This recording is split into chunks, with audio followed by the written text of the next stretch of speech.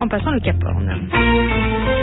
Et justement, toujours autant de réactions après la disqualification du navigateur Bernard Stamm dans le Vendée Globe. Le skipper a reçu l'assistance d'un bateau russe alors qu'il était au mouillage dans les îles Auckland, ce qui est contraire au règlement de la course.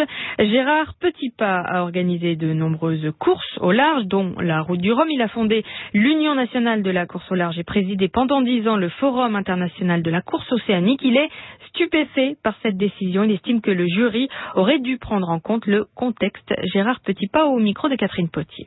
Je me suis trouvé dans des situations analogues lorsque j'organisais effectivement quelques grandes courses et des courses océaniques. Et à chaque fois, en discutant avec le jury, on s'est aperçu qu'il y avait quand même une différence fondamentale entre une régate d'optimistes et une transatlantique ou à fortiori une course autour du monde. Là, dans le cas présent, on est un peu stupéfait parce que quand vous avez fait la moitié d'un tour du monde et qu'on vous disqualifie parce que c'est l'application pure et simple, et je dirais presque bête, du règlement, c'est assez terrifiant. Et je crois qu'il faut quand même plus réfléchir quand on est amené à prendre de telles décisions.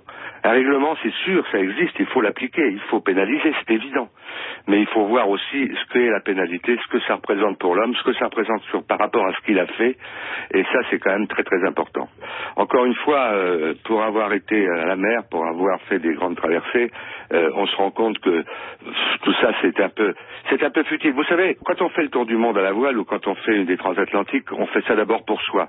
On fait ça d'abord parce qu'on aime être en mer, on a fait ça d'abord parce qu'on aime l'aventure et parce qu'on aime traverser les océans. Le règlement est important, évidemment, surtout si on se met dans une position de course. Mais vous savez, tout règlement, il faut savoir l'interpréter. C'est un peu comme tout. Regardez le sauvetage en mer. Quand un bateau va au secours d'un autre bateau et sauve ce bateau, eh bien, il y a des juges qui sont amenés à dire quelle va être la récompense, si je puis dire, de la personne qui a sauvé le bateau, et on prend en compte plein de choses, la distance, la difficulté, l'état de la mer, etc. Ben là, c'est pareil. C'est pas une régate entre trois bouées, c'est pas un règlement où on n'a pas bête et méchant. J'ai entendu un des membres du jury dire c'est une décision simple à prendre puisqu'il y a un règlement, on applique le règlement, point final. Ben non. Non, moi je suis pas d'accord et je pense que des juges qui savent ce que c'est que la haute mer, qui ont fait des courses en haute mer, qui sont restés longtemps en haute mer, doivent savoir s'adapter. Gérard Petitpas, navigateur et fondateur de l'Union nationale de la course au large, au micro de Catherine Potier.